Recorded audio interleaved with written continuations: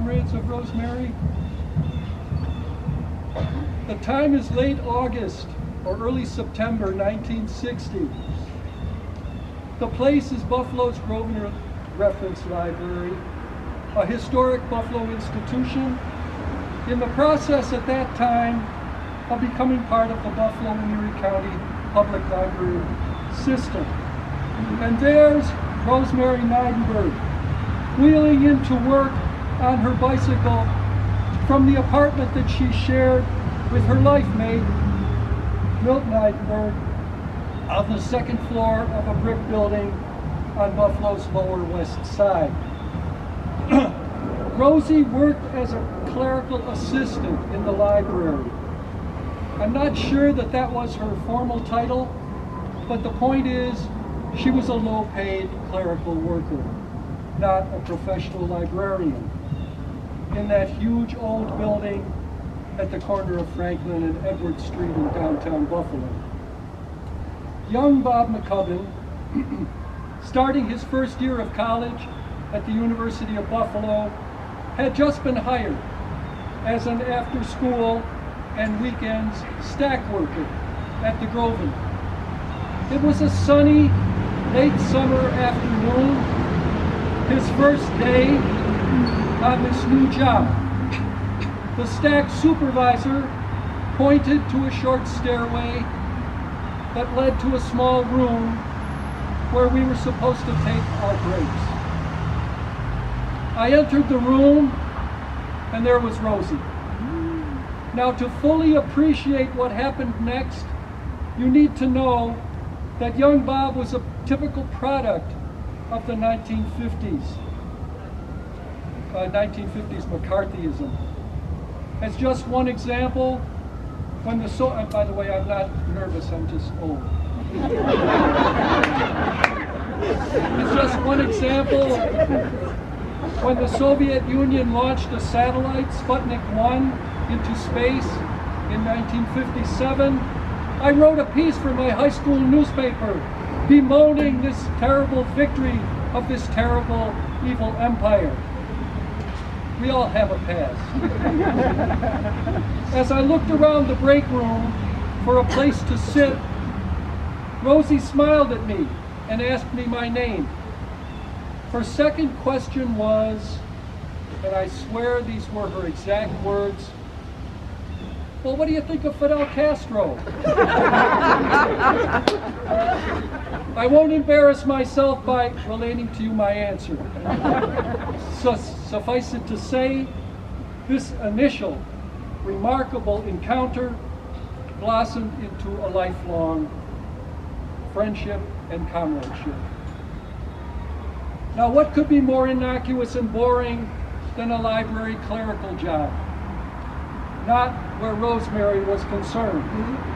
She actually risked losing her job on a daily basis. How did that happen? Patrons of the library filled out what were called call slips for books or other materials that they wanted to examine. These slips were passed on to us stack workers to retrieve the items.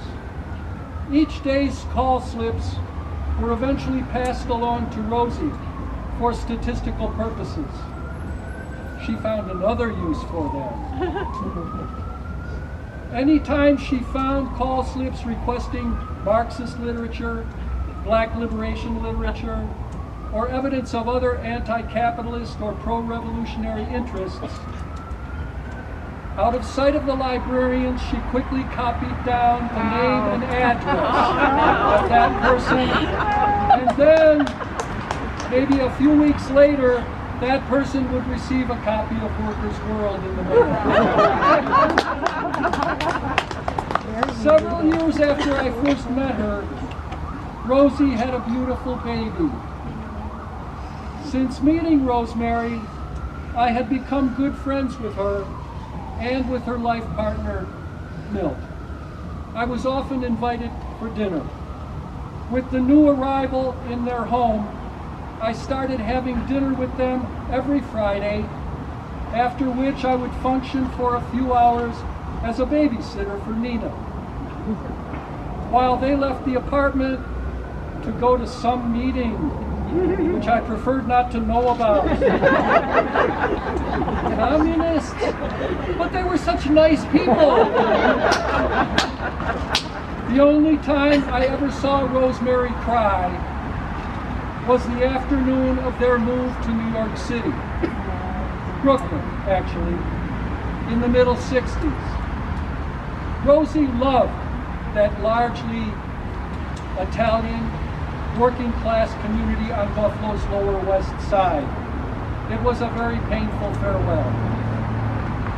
As my relationship with Workers' World Party grew stronger and stronger, I had occasion from time to time to visit New York City.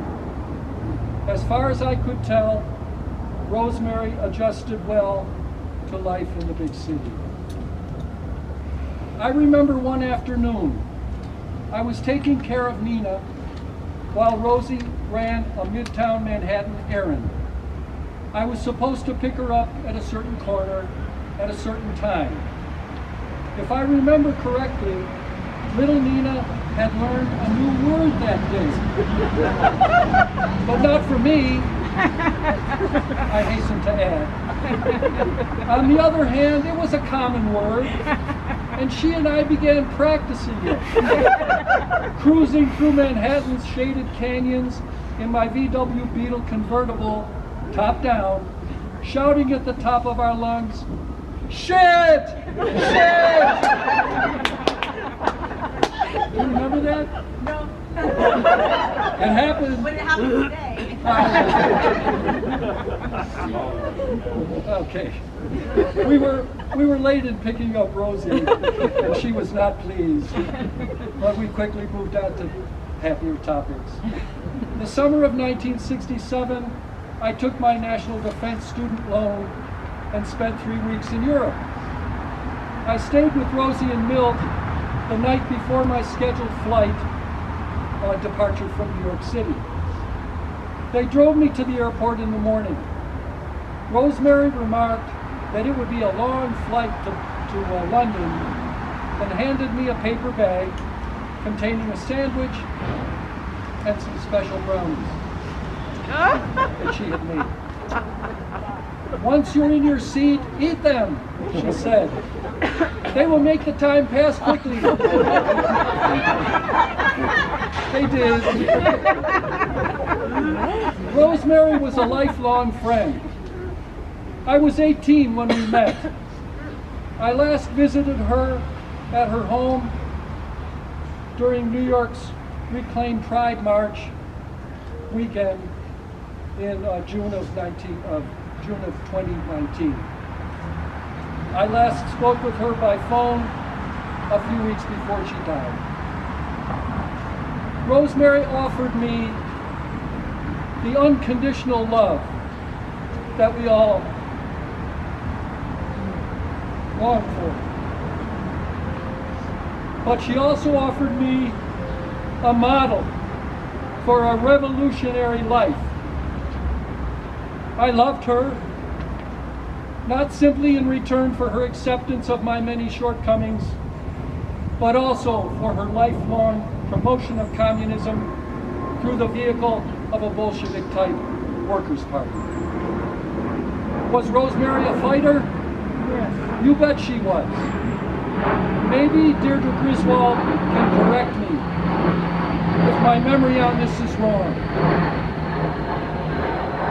But I believe that when the House Committee on Un-American Activities, HUAC, came to Buffalo in 1964, Rosemary managed to get inside the hearing, denounce the McCarthy-type proceedings, and get forcibly removed.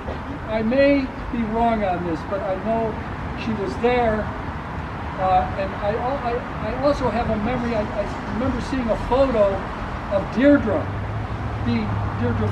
Griswold being carried out.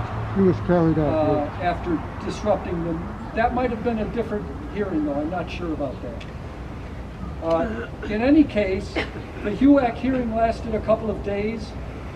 There were 3 separate picket lines outside the courthouse. The liberals stayed across the street. The radicals were down at the corner.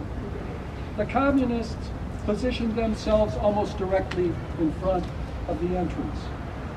Rosemary invited me to picket with the communists. It was a big step for me, but how could I ignore the request of this wonderful friend?